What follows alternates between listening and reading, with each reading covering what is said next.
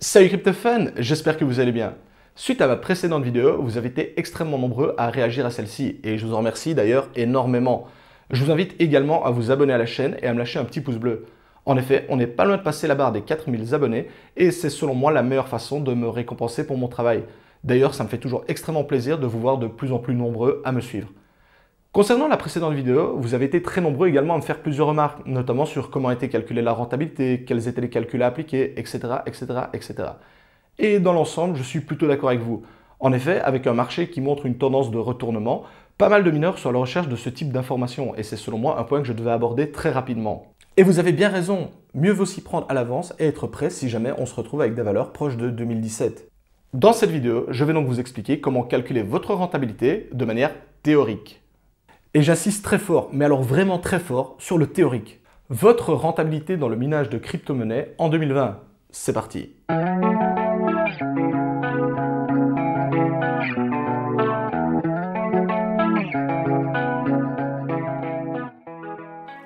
Pour le tournage de cette vidéo, je vais reprendre les exemples utilisés dans mes deux précédentes vidéos. En effet, je souhaiterais avoir des valeurs plus ou moins concrètes concernant la puissance de hash et également les consommations électriques.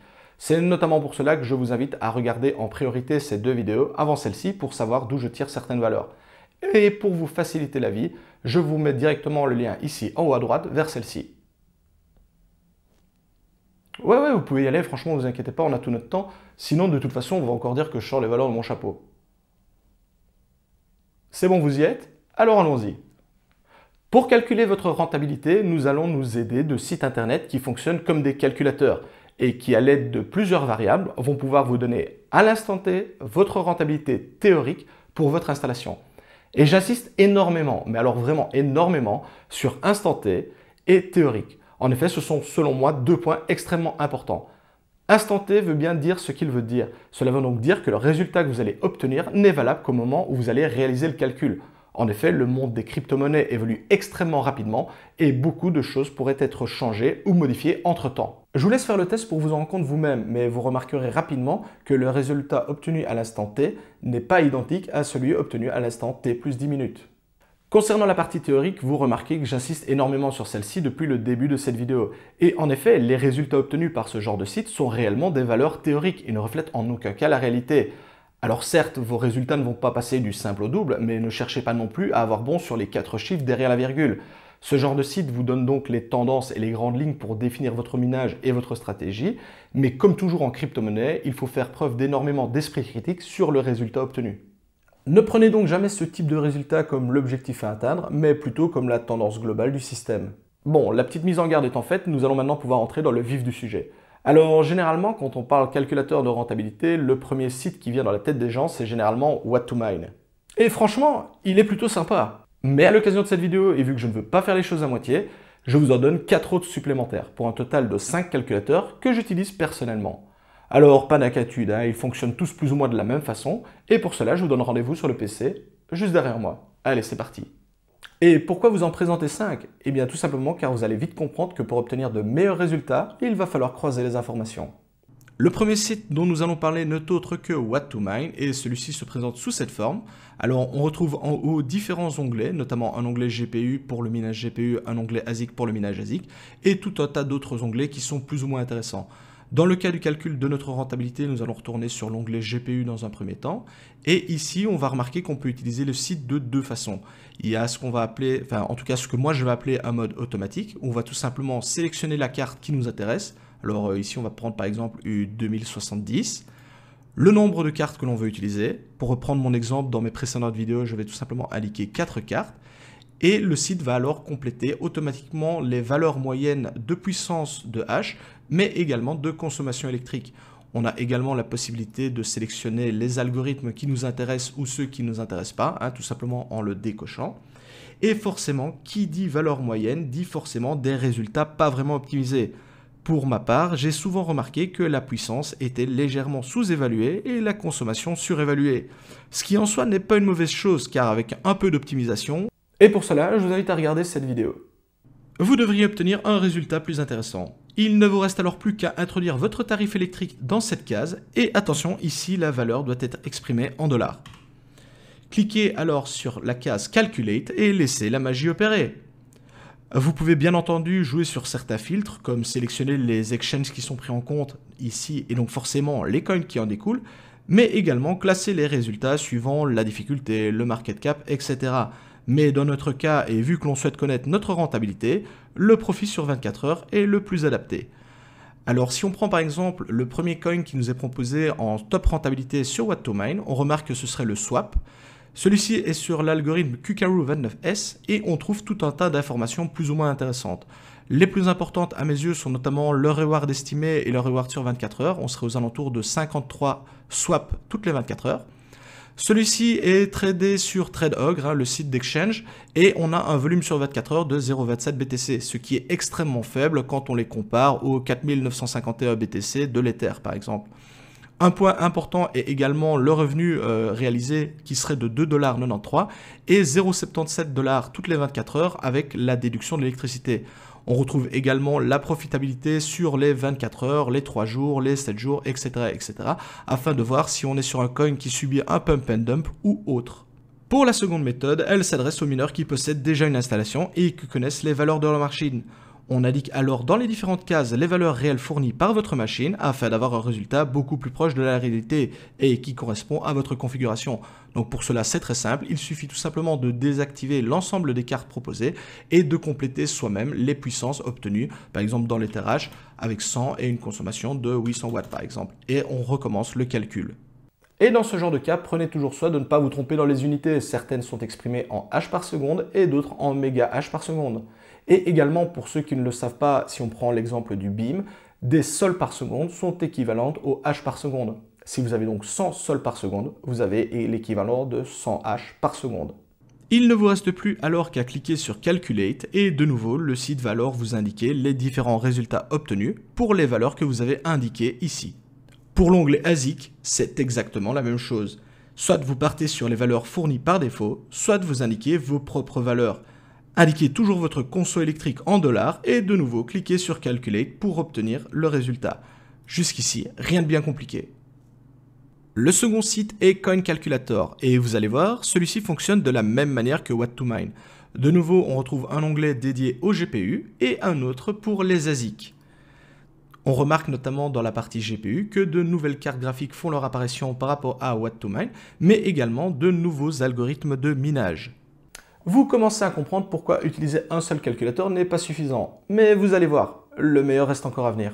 Encore une fois, soit vous utilisez les valeurs par défaut fournies par le site, et au passage, celles-ci sont différentes de celles obtenues chez What2Mine, ou alors vous connaissez vos valeurs et indiquez celles-ci. Pour reprendre dans mon exemple précédent, j'avais notamment réalisé un rig avec 4 5700 XT. Le site fonctionne toujours en dollars et il faut donc inscrire votre coût électrique exprimé en dollars juste ici. Vous avez également la possibilité de trier les résultats obtenus en fonction de différents paramètres et notamment d'inclure ou non les coins à faible market cap. Inclus, le nombre de coins proposés sera beaucoup plus important, mais certains coins à très faible market cap peuvent également vous proposer des résultats farfelus. Bref, cliquez ensuite sur Calculate, juste ici, et de nouveau, la magie opère. Les résultats obtenus peuvent être identiques ou différents de ceux obtenus sur les sites précédents. La manipulation est identique pour l'onglet ASIC et vous avez maintenant compris la marche à suivre. Juste ici, on a exactement le même principe que sur What2Mine où on a la possibilité d'inscrire nous-mêmes la puissance de minage ainsi que la consommation. Bref, passons maintenant au comparateur suivant. Le site suivant s'appelle Coin2Mine et bien que le principe soit identique aux deux précédents, la présentation et la mise en place est un énorme bordel, je vous laisse en juger par vous-même. Bref, selon moi, c'est le site qui possède l'une des plus grosses bases de données en termes de coins et d'algorithmes. Et forcément, pour présenter tout cela, ça prend une place pas possible. Premièrement, on vous demande de sélectionner votre modèle de carte si vous êtes un mineur GPU, à savoir Nvidia ou AMD. Si on prend mon exemple précédemment cité, ici je vais tout simplement indiquer 4 cartes. On nous demande également le type de minage qui nous intéresse. Et aux surprises, ici, on a même du minage CPU. Alors dans notre cas, c'est du minage GPU et ASIC qui nous intéresse, donc on va bien sélectionner l'onglet qui nous intéresse.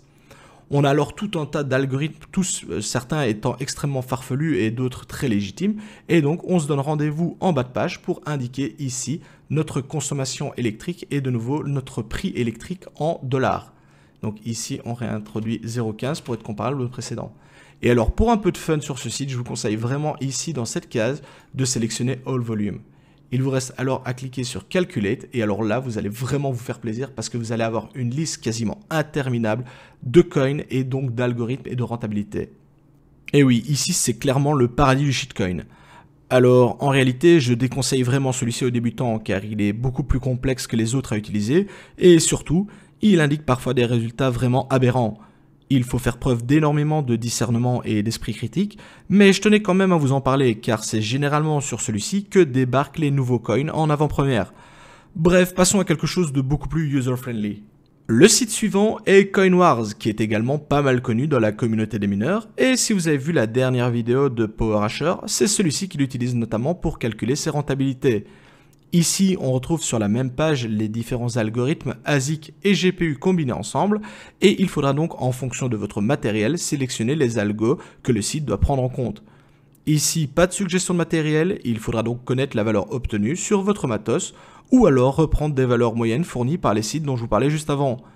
Très peu d'algorithmes sont proposés ici, mais on se concentre vraiment sur l'essentiel et les plus répandus.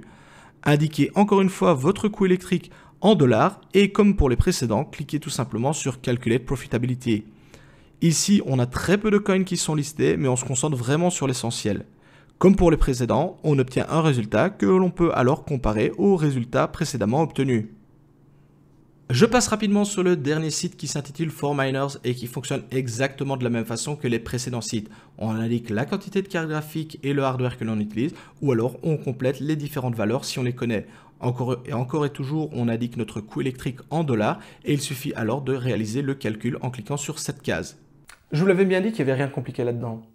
On obtient de nouveau des résultats qui collent plus ou moins à ceux précédemment obtenus et il ne vous reste alors plus qu'à faire un énorme travail de synthèse.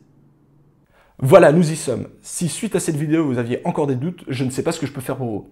Mais avant de conclure, je me dois d'aborder un point extrêmement important et vous allez donc comprendre pourquoi je vous ai proposé 5 calculateurs et non pas un ou deux. En effet, c'est un point qui selon moi est extrêmement crucial et beaucoup de personnes quand ils vous présentent ce genre de site oublient d'en parler. Roulement de tambour, et ouais je sais, je ménage super bien le suspense. Le listing de coin est payant. Et oui, désolé de vous décevoir et de remettre en doute pas mal de vos calculs, mais effectivement, les coins qui sont proposés sur ce genre de site ont payé pour apparaître dessus. Alors, est-ce que les résultats sont faux pour autant? Non, mais ils sont quand même pas mal dirigés. Et oui mec, ici c'est toujours l'univers crypto, et ce qui régit ce monde, c'est encore et toujours l'argent. Alors, je me permets ici une petite pause, car j'ai remarqué durant le montage que ce passage pouvait prêter à confusion pour certains. Et si je précise pas les choses immédiatement, je sais que certains vont prendre un malin plaisir à me harceler en commentaire avec cela. Il est évident que dans le cas de coins comme Bitcoin, Litecoin, Ether, etc., ce genre de site a bien dû les proposer nativement et donc sans payer afin de développer leurs services. Mais à titre d'exemple, et pour en avoir déjà discuté avec les équipes comme celle de Zcash ou encore de Beam, dans leur cas, le listing sur le site a été payant. Pour la petite anecdote, chez Zcash, ceux-ci ont longuement refusé de payer le listing What2Mine, car au départ, le coin était très peu rentable à miner. Le fait d'être listé les aurait fait apparaître à chaque fois en bas du tableau, et donc sans intérêt pour la plupart des mineurs. Ce n'est qu'une fois que le coin a pris de la valeur et de l'intérêt aux yeux de la communauté que ceux-ci ont décidé d'être listés. Et je tiens également à assouplir un peu mes propos, car il existe certainement d'autres coins qui ont été listés gratuitement, mais difficile de savoir qui. Ce genre de site ne communique que très peu sur le sujet. Bref, les haters, c'est pas encore cette fois-ci que le commentaire sarcastique va pouvoir passer. Donc, n'oubliez jamais que lorsque vous réalisez votre calcul sur ce genre de site, le résultat obtenu n'est valable que parce que certaines équipes ont bien voulu payer leur listing et donc le référencement de leur coin sur celui-ci. On ne vous propose pas donc toutes les possibilités, mais seulement une fraction d'entre elles. Et c'est par exemple notamment pour cela que je vous ai parlé de Coin2Mine juste avant. En effet, le listing chez eux est relativement peu cher et c'est généralement là que l'on va retrouver les premiers coins, enfin les nouveaux coins en priorité. Et à l'opposé de cela, on retrouve par exemple What2Mine, encore CoinWars, où pour beaucoup de mineurs, lorsqu'un coin débarque sur ceci, ils le considèrent comme mort, tout simplement parce qu'il est à la vue de tous, aux yeux de tous, et que donc que la difficulté va exploser. Et c'est notamment sur ce point que je voulais conclure ma vidéo. Par pitié, ne prenez jamais les valeurs indiquées par ce genre de site comme la réalité. Il s'agit donc d'une base à titre indicatif qui vous donne éventuellement une direction. Ici, je vous en donne 5, donc n'hésitez pas à croiser les résultats et à les comparer entre eux. Et oui, je sais, cela prend pas mal de temps. Voilà qui conclut cette vidéo, j'espère qu'elle vous aura plu et aura répondu aux nombreuses interrogations que vous aviez sur mes précédentes vidéos. C'était M. TK, ciao les cryptofans.